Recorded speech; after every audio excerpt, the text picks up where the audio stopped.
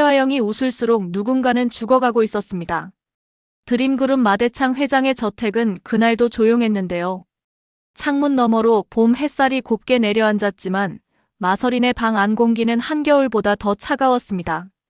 거울 앞에 앉아있는 사람은 마서린이 아니었거든요. 마서린의 얼굴을 하고 있었지만 그 눈빛 안에는 분노와 두려움이 뒤섞여 팔팔 끓고 있는 오장미가 있었습니다. 구독과 좋아요 눌러주시면 그 충격적인 이야기 지금 바로 시작합니다. 오장미는 거울 속 자신을 바라봤습니다. 낯익으면서도 낯선 얼굴. 세상에 자기 얼굴과 똑같이 생긴 사람이 있다는 게 이미 기구한 운명인데 하필 그 얼굴이 재벌가 손녀의 얼굴이라는 건 더더욱 이상한 일이었습니다. 오장미는 손등을 한번 내려다봤어요. 반찬가게에서 칼질하고 설거지하던 손이 지금은 비싼 핸드크림을 듬뿍 발라 말끔하게 정돈돼 있었습니다. 이 부드러운 손이 자신의 가장 큰 약점이 될 수도 있다는 걸 오장미는 본능적으로 알고 있었어요. 사고가 난 건 불과 며칠 전이었습니다.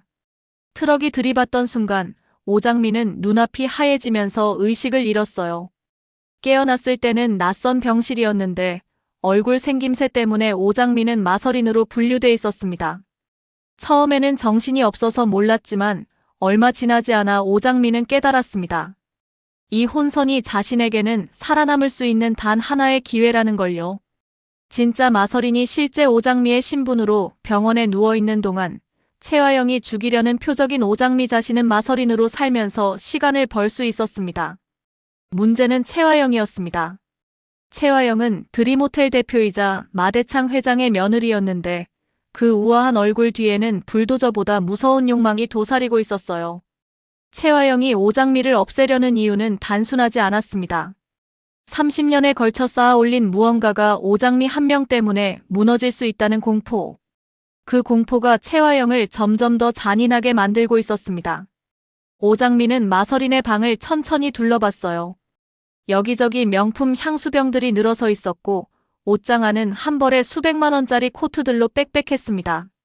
오장미는 평생 시드머니를 모으겠다고 없는 알바란 알바는 다 해봤는데 이 방 하나가 자신이 지금까지 번 돈보다 비쌀 것 같았습니다. 하지만 지금 이 방은 황금우리에 불과했어요. 잘못 발 디디면 목이 잘리는 곳이었거든요. 채화영은 그날 아침에도 마서린의 방을 들렀는데요. 웃음기 가득한 얼굴이었지만 오장미는 알았습니다. 채화영의 웃음이 환할수록 그 뒤에 숨겨진 칼이 더 날카롭다는 걸요. 채화영은 가볍게 말을 얹었습니다. 설이나 강준호 셰프 있잖아. 결혼 이야기 한번 서둘러 볼까? 내가 좋아하던 사람이잖아. 오장미는 심장이 철렁 내려앉았습니다. 강준호. 그 이름이 왜 지금 여기서 나오는 걸까? 채화영은 잠깐 오장미의 표정을 훑었어요. 뭔가를 떠보는 것 같기도 했고 자신의 계획을 밀어붙이려는 것 같기도 했습니다. 오장미는 목소리를 차갑게 가다듬었어요. 내가 알아서 해. 그 짧은 말이 채화영의 안색을 미묘하게 흔들었습니다. 채화영은 더 말을 잇지 않고 방을 나갔는데요. 문이 닫히는 소리를 듣자마자 오장미는 숨을 길게 내쉬었습니다. 지금 이 상황에서 채화영의 눈을 피하는 것만으로는 부족했어요. 언제까지나 숨어 있을 수는 없었거든요. 오장미에게는 증거가 필요했습니다. 채화영을 무너뜨릴 수 있는 단단한 증거가. 바로 그 오후 오장미는 서랍을 정리하다가 손이 멈추는 것을 느꼈습니다. 염산월이 가져다 놓고 간 화장품 파우치 안 그 중에서도 가장 무게감이 남달랐던 립스틱 하나. 오장미는 조심스럽게 뚜껑을 돌렸어요. 그리고 안쪽에서 차가운 금속 감촉이 느껴지는 순간 오장미의 손이 멈췄습니다. 작은 USB였습니다. 손바닥 위에 놓인 USB는 손바닥보다 훨씬 무거운 무언가를 품고 있는 것만 같았어요. 오장미는 한참을 그것을 내려다보다가 낮게 중얼거렸습니다. 이게 뭔지 아직 모르지만 채화영 내가 숨겨놓은 거라면 반드시 내가 쓸 곳이 있을 거야. 한편 이강혁은 그 시간에 채화영의 사무실을 나서며 차 안에 혼자 앉아 있었는데요. 시동을 걸지 못한 채 핸들 위에 두 손을 올려놓고 멍하니 앞을 바라봤습니다. 이강혁은 채화영의 신복 중에 신복이었어요. 채화영이 죽으라고 하면 죽는 신용이라도 할 사람. 그게 이강혁이었습니다. 그런데 오늘 채화영의 지시를 들으면서 처음으로 발이 떨어지지 않았습니다. 병원에 누워있는 오장미를 끝내라는 말. 그 말이 이강혁의 귀에서 사라지지 않았어요. 이강혁은 채화영을 사랑했습니다. 사랑한다는 말조차 입 밖에 꺼내본 적 없는 그 사람 그림자도 못 밟겠다고 여길 만큼 경애하고 사랑했는데, 그런데 오늘 그 사람이 내린 명령이 이강혁의 가슴을 찢고 있었습니다. 이강혁이 흔들리기 시작한 건 사실 그날 밤이 아니었습니다. 며칠 전 새벽 이강혁은 병원 복도에 서서 오장미의 병실 앞을 20분 넘게 서성였는데요. 문손잡이를 잡으려다 손을 거뒀습니다. 한 번, 두 번, 세 번. 이강혁은 스스로를 향해 변명을 댔어요. 확인만 하고 나오면 된다. 그냥 살아있는지만 보고 돌아오면 된다. 그런데 문을 열 수가 없었습니다. 문을 여는 순간 이강혁은 알고 있었어요. 자신이 그 문을 열러 온 이유가 확인이 아니라 더 끔찍한 목적이라는 걸. 그것을 인정하는 순간 자신이 더 이상 나쁜 사람이 아니라는 말로 자신을 포장할 수 없게 된다는 걸요. 이강혁은 발걸음을 돌리면서 어떤 이상한 감각을 처음으로 느꼈습니다. 채화영의 명령을 거부할 수 있다는 것. 30년 가까이 채화영의 곁에서 살면서 단 한 번도 그런 생각을 해본 적이 없었는데 그 가능성이 머릿속에서 자꾸 켜졌다 꺼졌습니다. 거부가 가능하다면 배신도 가능하다. 배신이 가능하다면 이강혁은 지금까지 쌓아온 모든 것을 잃게 된다. 그러나 동시에 채화영의 지시를 따른다면 이강혁은 자기 자신을 영영 잃게 될 것 같았습니다. 그 무렵 강백호는 사고 현장으로 돌아가 있었습니다. 강백호는 변호사였지만 지금은 수사관처럼 움직이고 있었어요. 트럭이 들어온 각도, 사람들의 시선이 몰렸을 지점, 사고 직전의 공간 배치까지 하나하나 되짚으면서 이상한 지점을 찾아냈습니다. 사고 지점에서 살짝 비껴난 자리에 주차돼 있던 차 한 대. 강백호는 관리인을 붙잡고 물었습니다. 이 차 언제부터 여기 세워져 있었어요? 관리인은 얼버무렸지만 차 안에 붙어있는 블랙박스 장치의 전원은 살아있었어요. 강백호는 차에 남겨진 연락처로 전화를 걸어 영상을 받았습니다. 영상이 재생되는 순간 강백호의 얼굴이 굳었습니다. 긴 머리의 여자가 오장미에게 뛰어들어 밀쳤고 바로 다음 순간 두 사람은 트럭에 함께 치였어요. 강백호는 밀쳤다는 그 동작에서 눈을 뗄 수가 없었습니다. 우연히 뛰어든 게 아니었어요. 그건 분명히 의도적인 행동이었습니다. 강백호는 화면을 정지시키고 번호판을 확대했어요. 숫자가 선명하게 보였습니다. 강백호는 그 번호판 옆에 있는 여자의 얼굴을 다시 봤습니다. 각도가 애매했지만 어딘가 오장미와 닮아 있었어요. 그 순간 강백호의 머릿속에서 드림호텔에서 잠깐 마주쳤던 마서린의 얼굴이 겹쳤습니다. 강백호는 주변 상가를 돌며 그날을 기억하는 목격자를 찾았습니다. 편의점 주인은 트럭이 너무 빠르게 지나쳐서 번호는 못 봤다면서도 한마디를 덧붙였어요. 근데요, 그 트럭이 사고 나기 한참 전부터 저기 세워져 있었거든요. 강백호는 그 말을 듣고 속이 싸늘해졌습니다. 우연한 사고라면 트럭이 미리 대기할 이유가 없었거든요. 강백호는 차량 번호를 경찰에 넘겼고 대포 차량이라는 답이 돌아왔습니다. 강백호는 짧게 말했어요. 대포차는 누군가 지웠다는 뜻이고 지운 사람은 반드시 어딘가에 돈을 썼습니다. 거기서부터 다시 시작하면 됩니다. 형 강준호가 강백호를 조용히 불러 세운 건 그날 저녁이었습니다. 강준호는 평소처럼 표정 하나 흐트러지지 않은 얼굴로, 그러나 목소리만큼은 한 단계 낮춰 말했어요. 백호야. 오장미 씨 사고 난 날 우리 회사 마서린 실장도 교통사고를 당했다고 했어. 같은 사고 아닐까? 강백호는 형의 그 말 한마디에 머릿속 퍼즐이 한 줄로 연결되는 느낌을 받았습니다. 같은 날, 같은 장소, 같은 얼굴. 이건 절대 우연일 수 없었어요. 강백호는 형에게 고맙다고 짧게 말하고 자리를 떴습니다. 수첩에 마서린이라는 이름을 적는데 이상하게 손이 무거웠습니다. 강백호는 오장미를 떠올렸거든요. 오장미와 마서린이 같은 얼굴이라는 사실이 자꾸 마음에 걸렸습니다. 강백호는 그날 밤 병원으로 갔습니다. 오장미의 병실 앞에서 잠깐 멈췄다가 안으로 들어갔어요. 침대 곁에 앉아 오장미의 손을 잠깐 잡았는데 손끝이 이상하게 매끈했습니다. 강백호는 미간을 좁혔어요. 오장미는 반찬가게에서 매일 일하는 사람이었습니다. 손이 거칠어야 했어요. 강백호는 낮게 말했습니다. 장미 씨, 번호판은 잡았어요.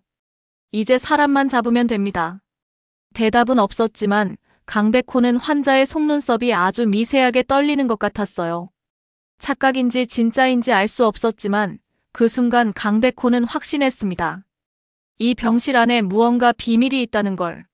한편 마대창 회장의 저택에서는 염산월이 마서린의 방에서 나오자마자 딸 진홍주에게 급하게 전화를 걸었습니다. 목소리를 낮추면서도 서두르는 게 역력했어요. 홍주야, 마서린이 이상해. 내가 아는 서린이가 아니야. 진홍주는 그 말을 듣는 순간 심장이 쿵 내려앉았습니다. 진홍주는 강백호를 오랫동안 좋아했는데요. 강백호가 사랑하는 사람은 단 한 명, 오장미였습니다. 그래서 진홍주는 오장미를 증오했지만 지금 이 순간만큼은 그 증오보다 더 강한 감각이 올라왔어요. 한영자 변호사에게서 흘러나온 이야기. 반찬가게 오장미가 교통사고를 당했다는 소식. 진홍주는 그 두 가지 정보를 손에 쥐고 병원으로 달려갔습니다. 병실 문을 열고 침대 위 얼굴을 마주한 순간 진홍주는 그 자리에서 얼어붙었습니다. 그 얼굴은 틀림없이 마서린이었거든요. 그런데 환자 이름표에는 오장미라고 적혀 있었어요. 진홍주는 손등을 봤습니다. 손톱이 너무 말끔했습니다. 반찬가게에서 매일 일하는 사람의 손이 아니었어요. 진홍주는 병실을 나오며 벽에 손을 짚었습니다. 이 사람이 진짜 오장미인지 마서린인지 아니면 이 얼굴이 겹치는데 다른 이유가 있는지. 진홍주는 결론 내리지 않았습니다. 대신 함정을 만들기로 했어요. 진홍주는 염산호를 불러냈습니다. 그리고 목소리를 낮춰 말했어요. 엄마, 병원에 누워있는 사람 얼굴이 마서린이랑 똑같아. 근데 이름은 오장미야. 염산월은 그 말을 듣자마자 얼굴이 굳었습니다. 서린의 방에서 느꼈던 이상함이 이제는 구체적인 윤곽으로 잡히기 시작했거든요. 염산월은 평소에 허당기가 있고 실수도 잦지만 삶의 고비에서 눈치 하나만큼은 예리했는데요. 진홍주는 엄마에게 말했습니다. 말투, 손버릇, 습관 하나면 가짜는 금방 티가 나. 엄마가 매일 붙어 있잖아. 잘 봐. 염산월은 고개를 끄덕였지만 속은 이미 끓고 있었어요. 만약 서린의 방에 있는 사람이 마서린이 아니라면, 그렇다면 진짜 마서린은 지금 어디에 있는 건지. 그 시간 저택 앞마대창의 집무실에서는 마대창이 뺑소니 사건 수사 현황 보고를 받고 있었습니다. 마대창은 보고를 듣는 내내 표정 하나 흐트러지지 않았지만 그 눈빛 안에는 강한 무언가가 소용돌이치고 있었어요. 손녀 서린이 죽을 뻔했다는 사실. 마대창은 평생 피도 눈물도 없이 살아온 사람이었는데 서린 앞에서만큼은 한없이 너그러웠습니다. 그 서린이 트럭에 치여 목숨을 잃을 뻔했다는 게 마대창의 내부에서 무언가를 뒤집어 놓고 있었거든요. 마대창은 비서에게 고개를 돌렸어요. 그 고개 한 번에 사람과 돈과 권력이 동시에 움직이기 시작했습니다. 비서가 가져온 자료에는 대포 차량의 이동 경로가 찍혀 있었고 그 끝에 쌍칼이라는 이름이 붙어 있었습니다. 마대창은 자료를 내려다보며 손가락으로 책상을 두드렸어요. 규칙적인 그 소리가 오히려 더 공포스러웠습니다. 비서는 즉시 움직였어요. 잠복을 붙이고 빠져나갈 골목을 막고 도망칠 차를 미리 빼앗았습니다. 쌍칼은 붙잡히는 순간에도 큰 소리를 쳤지만 마대창 앞에 끌려오자 더 이상 버티지 못했습니다. 쌍칼은 결국 입을 열었어요. 이강혁에게 지시를 받았다는 것, 그리고 자신이 친 대상은 오장미라는 여자라는 것. 그 말이 방 안 공기를 바꿨습니다. 마대창은 한참 침묵했어요. 이강혁. 30년 가까이 자신의 곁에 있던 사람. 그런데 그 이강혁의 이름이 이 사고와 연결돼 있다는 게 마대창은 믿기지 않으면서도 믿어지는 것 같았습니다. 마대창은 최화영의 이름을 떠올렸어요. 저 며느리는 항상 뒤에서 움직이는 사람이었는데 오장미라는 이름이 왜 이 사고의 중심에 있는 걸까? 마대창이 그 생각에 잠겨 있을 때 사무실 문이 열렸습니다. 불려온 게 아니었습니다. 이강혁이 스스로 걸어 들어온 거였어요. 이강혁은 쌍칼을 보는 순간 얼굴이 굳었습니다. 그러나 동시에 묘하게 홀가분해졌어요. 피할 길이 없어지면 결심이 오히려 더 쉬워지거든요. 마대창은 이강혁을 바라보며 말했습니다. 변명하러 온 거냐? 이강혁은 고개를 저었어요. 아닙니다, 회장님. 자백하러 왔습니다. 마대창의 손이 번개처럼 날아와 이강혁의 뺨을 쳤습니다. 이강혁은 고개를 돌리지 않았어요. 맞으면서도 무너지지 않았습니다. 왜냐하면 이강혁은 오늘 이 자리에 서기까지 이미 수십 번 더 아프게 무너져 있었거든요. 이강혁은 처음부터 말했습니다. 대포 차량은 쌍칼이 구해왔고 오장미의 동선은 자신이 알려줬다는 것. 그리고 그날 처리하라고 지시했다는 것. 마대창은 처리라는 단어에서 목소리를 낮추며 되물었습니다. 그 처리가 뭘 의미하는지 알고 그 말을 하는 거냐? 이강혁은 목이 매는 것 같았지만 말을 이었어요. 그런데 자신이 계산하지 못했던 변수가 있었다고. 마서린이 그 자리에 뛰어들었다는 걸 몰랐다고. 쌍칼도 소리를 질렀습니다. 나는 그 여자가 있는 줄 몰랐어요. 마대창은 손을 들어 쌍칼을 제지했습니다. 그럼 하나만 묻자. 오장미가 누구냐? 이강혁은 입술을 열었다 닫았습니다. 그건 이강혁 혼자 말하기에 너무 무거운 이야기였어요. 입 밖으로 그 말이 나오는 순간 30년이 한꺼번에 쏟아져 나올 것 같았거든요. 이강혁이 단어 하나를 꺼내려 하는 바로 그 찰나 채화영의 전화가 울렸습니다. 스피커폰 너머로 채화영의 목소리가 흘러나왔어요. 차갑고 단호한 목소리였습니다. 강혁아, 흔들리지 마. 너만 움직이면 돼. 이강혁은 눈을 감았습니다. 이 목소리를 들을 때마다 심장이 반응했는데 오늘만큼은 그 반응이 달랐어요. 이강혁은 낮게 말했습니다. 회장님, 저도 살고 싶습니다. 마대창은 천천히 고개를 끄덕였습니다. 좋아. 끝까지 말해. 그 순간 채화영은 몰랐습니다. 자신이 지금 가장 믿었던 사람을 잃고 있다는 걸. 그리고 서린의 방 화장대 어딘가에 USB가 숨어 있다는 것도, 그 USB를 찾아낸 손이 오장미라는 것도 채화영은 전혀 알지 못했어요. 오장미는 방 안에서 USB를 두 겹으로 숨겨두고 복도 쪽으로 귀를 기울였습니다. 발소리 하나에도 심장이 출렁였어요. 채화영이 결혼을 서두르는 건 분명히 시선을 돌리려는 계획이었습니다. 강준호와의 결혼. 그 이름이 나오는 순간 오장미는 마음이 두 갈래로 찢어졌어요. 강준호는 오장미 자신이 마음 깊은 곳에서 지우지 못하고 있는 사람이었습니다. 냉철하고 까다롭고 누구에게도 곁을 내주지 않는 그 사람이 오장미 앞에서는 조금 달랐거든요. 지금은 그런 감정을 꺼낼 여유가 없었습니다. 지금 오장미에게 필요한 건 감정이 아니라 전략이었어요. 오장미는 USB를 꽉 쥐고 눈을 감았습니다. 선택지가 있었습니다. 마대창에게 가는 것, 강백호에게 가는 것, 아니면 혼자 끝내는 것. 강백호는 자신의 연인이었고 가장 믿을 수 있는 사람이었어요.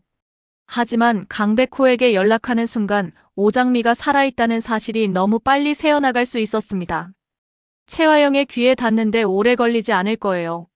마대창은 지금 이강혁의 자백을 듣고 있을 터였습니다. 오장미는 생각했어요. 채화영은 지금 결혼만 보고 있고 그 집중이 가장 큰 빈틈이다. 이강혁의 배신과 USB가 동시에 마대창의 손에 들어가면 채화영이 30년 동안 쌓아온 것들은 무너지기 시작하는 게 아니라 이미 오래전에 기울어 있었던 것처럼 드러나게 된다. 오장미는 눈을 뜨며 낮게 말했습니다. 내가 누구 편인지 이제 내가 정한다. 그리고 자리에서 일어섰어요. 같은 시각 마대창 회장의 집무실에서는 이강혁이 말을 이어가고 있었습니다. 채화영이 오장미를 없애려 한 진짜 이유. 그 이유의 뿌리에는 30년이라는 세월이 있었어요. 이강혁은 그 세월 안에 묻혀있던 이야기들을 하나씩 꺼내기 시작했습니다. 마대창은 처음에는 손가락으로 책상을 두드렸는데 이강혁의 말이 이어질수록 그 손가락이 멈췄어요. 마대창의 눈에서 무언가가 지워지고 무언가가 새롭게 타오르기 시작했습니다. 이강혁이 말했어요. 서린이가 왜 그 자리에 뛰어들었는지는 채화영 씨에게 직접 들으시는 게 나으실 겁니다. 마대창은 천천히 고개를 들었습니다. 눈에 물기는 없었고 그 자리에는 오래된 결심만 남아 있었어요.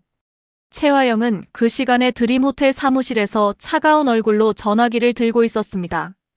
이강혁이 연결되지 않자 눈가가 미세하게 흔들렸어요.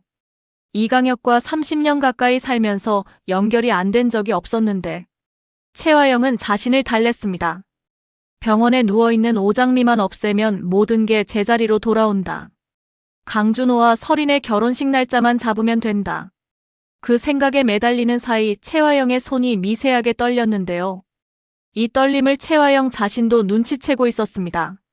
확신이 흔들리면 몸이 먼저 안다는 걸 채화영은 알고 있었거든요. 바로 그때 비서가 조심스럽게 들어왔습니다. 대표님, 마 회장님께서 오시라고 하십니다. 채화영은 잠깐 멈췄습니다. 마대창이 직접 부르는 건 흔한 일이 아니었거든요. 채화영은 차갑게 웃으며 자리에서 일어섰어요. 당신이 뭘 알겠어. 내가 그 자리에 올라가기까지 얼마나 치밀하게 움직였는지. 채화영은 복도를 걸으면서 스스로를 다잡았습니다.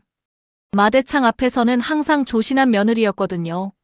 그 이중적인 얼굴을 오늘도 꺼내면 됩니다. 그런데 집무실 문을 열고 들어선 순간 채화영은 멈췄습니다. 이강혁이 거기 있었어요. 그리고 쌍칼도. 그리고 마대창은 채화영이 들어오는 것을 보면서 아무 말도 하지 않았습니다. 그 침묵이 어떤 고함보다 더 무거웠어요. 채화영은 표정을 관리했습니다. 웃음을 만들었습니다. 아버님 부르셨어요? 마대창은 천천히 자리에서 일어서며 말했습니다. 화영아, 거기 앉아. 그 목소리가 너무 조용해서 채화영은 등줄기가 서늘해졌습니다. 마대창이 이렇게 조용할 때가 가장 무서운 거라는 걸 채화영은 누구보다 잘 알았거든요. 이강혁은 채화영을 바라봤습니다. 채화영도 이강혁을 바라봤어요. 그 두 사람의 시선이 공중에서 만나는 순간 채화영은 모든 걸 눈치챘습니다. 이강혁이 무너졌다는 걸. 30년의 충성이 오늘 이 방에서 끝났다는 걸. 채화영은 웃음을 거두지 않았습니다. 마지막까지 그 얼굴을 유지했어요. 하지만 손끝이 하얗게 질리는 걸 숨기지 못했습니다. 마대창이 물었습니다. 오장미가 누구냐? 채화영은 단 1초의 침묵 뒤에 말했어요. 제가 아는 오장미는 없습니다. 마대창은 고개를 한번 끄덕이고는 이강혁에게 눈짓을 했습니다. 이강혁은 숨을 한번 들이마셨어요. 30년 전 그날 밤 아이 울음소리, 그리고 조용히 하라던 낮은 목소리. 이강혁은 그 기억을 품고 말했습니다. 회장님, 오장미는 마동석 씨의 딸입니다. 방 안 공기가 완전히 멈췄습니다. 마동석. 마대창의 하나뿐인 아들. 의문의 실종 사건으로 세상에서 사라진 사람. 채화영의 남편이자 마설인의 아버지. 그리고 오장미의 생물학적 아버지. 마대창은 그 이름을 듣는 순간 30년 동안 절대로 흔들리지 않던 그 눈에서 무언가가 한 겹 벗겨지는 것 같았습니다. 마대창은 아들 동석과 정숙희 사이에서 태어난 쌍둥이가 있었다는 사실을 몰랐던 건지 아니면 알면서 외면했던 건지. 그 대답은 이강혁도 알지 못했어요. 채화영은 그제야 웃음을 거뒀습니다. 그 얼굴에서 처음으로 두려움의 색깔이 보였어요. 채화영은 고개를 숙이지 않았습니다. 끝까지 버티는 얼굴이었어요. 하지만 내면에서는 이미 30년짜리 성이 흔들리기 시작했습니다. 그 순간 집무실 문이 조용히 열렸습니다. 마설인의 얼굴을 한 사람이 들어왔어요. 오장미였습니다. 오장미는 손에 USB를 쥐고 있었고 눈은 곧장 마대창을 향하고 있었습니다. 채화영은 그 얼굴을 보면서 굳었습니다. 분명히 설인이었는데 설인이 아니었어요. 그 눈빛이 달랐거든요. 마설인의 눈빛이 아니었습니다. 살아남기 위해 싸워온 사람의 눈빛이었어요. 오장미는 마대창을 바라보며 말했습니다. 회장님, 저는 오장미입니다. 그리고 이 안에 채화영이 30년 동안 숨겨온 것들이 있습니다. 방 안에 있는 모든 사람이 숨을 멈췄습니다. 오장미는 USB를 책상 위에 내려놓았어요. 작은 금속 하나가 책상 위에 떨어지는 소리가 그 큰 집무실 안에서 유독 크게 울렸습니다. 채화영은 그것을 바라봤고 마대창도 바라봤고 이강혁도 바라봤습니다. 오장민은 단 한 명도 시선을 피하지 않았어요. 강백호가 늘 말하던 것처럼 정의는 무서워도 정면으로 봐야 하는 거라고 오장민은 생각했거든요. 최화영이 입술을 열었습니다. 설인아, 내가 지금 무슨 짓을 하는 건지 알아? 오장민은 흔들리지 않았습니다. 저는 설인이 아닙니다. 그 한마디가 방 안에서 최화영이 쌓아온 30년의 벽에 첫 번째 균열을 냈습니다. 마대창은 USB를 내려다봤습니다. 그리고 천천히 오장미를 봤어요. 그 눈빛 안에는 아직 확인되지 않은 수십 가지 감정들이 뒤섞여 있었습니다. 그 눈 안에서 최화영에 대한 배신감이 끓고 있었는지, 아니면 오랫동안 찾지 못했던 무언가를 되찾은 기쁨이 피어오르고 있었는지, 그건 아직 아무도 알 수 없었어요. 오장민은 손을 등 뒤로 내렸습니다. 손끝이 차가웠지만 눈빛은 뜨거웠어요. 이 방 안에 있는 사람 중 단 한 명만 선택해야 한다면 오장민은 마대창을 선택했습니다. 마대창은 복수심으로 움직이는 사람이 아니었어요. 진실이 이 방 안에서 밝혀지는 걸 막을 이유가 없는 사람이었습니다. 오장미가 손에 쥔 펜은 USB 하나였지만 그 USB 안에 담긴 것이 최화영의 30년을 다 무너뜨릴 수 있다면 오장미는 그걸로 충분했어요. 최화영은 마지막으로 웃음을 만들려 했지만 이번엔 그 얼굴이 제대로 만들어지지 않았습니다. 처음이었습니다. 최화영의 얼굴 관리가 무너진 것이. 이강혁은 그 얼굴을 보면서 오래도록 가슴에 묻어뒀던 감정이 조용히 꺼지는 걸 느꼈어요.